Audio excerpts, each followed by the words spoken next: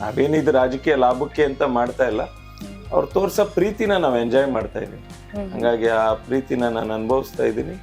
ಅವ್ರ ಪ್ರೀತಿಲಿ ನಾನು ಮುಳುಗೋಗಿರೋದ್ರಿಂದ ನಮಗೆ ಯಾವುದೇ ನೋವು, ಸುಸ್ತು, ಬೇಜಾರು ಇವಾಗೋದಿಲ್ಲ.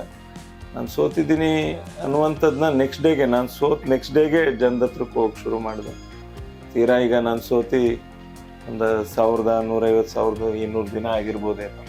ನಾನು ಎಲ್ಲೋ ತೀರಾ ಕುಟುಂಬದ ಜೊತೆ, ಸ್ನೇಹಿತರ ಜೊತೆ, ಈ ಕ್ಷೇತ್ರದಿಂದ ಹೊರಗಡೆ ದೇಶ ವಿದೇಶಗಳಿಗೆ ಹೋದಾಗ ನಾನು ಆ ಕ್ಷೇತ್ರದ ಜೊತೆ, ಜನದ ಜೊತೆ ಎಲ್ಲ ಬೇರೆದಿದೆ. 1,000 ದಿನಕ್ಕೂ ಹೆಚ್ಚು ನಾನು ಅವ್ರಗಳ ಜೊತೆನೇ ಇದ್ದೀನಿ. ಅವ್ರು ತೋರಿಸ್ತಾ ಇರ್ತಕ್ಕಂಥ ಪ್ರೀತಿನ ನಾನು ಒಂಥರ ಆನಂದಿಸ್ತಾ ಇದ್ದೀನಿ. ಅವ್ರ ಜೊತೆ ನಾನು ನಡ್ಕೊಂಡು ಹೋಗ್ತಾ ಇದ್ದೀನಿ. ಗೊತ್ತಿಲ್ಲ ಚುನಾವಣೆ ಯಾವ್ಯಾವ ಹಂತದಲ್ಲಿ ಯಾವ್ಯಾವ ತಿರುವು ತಗೋತಿದೋ ಗೊತ್ತಿಲ್ಲ.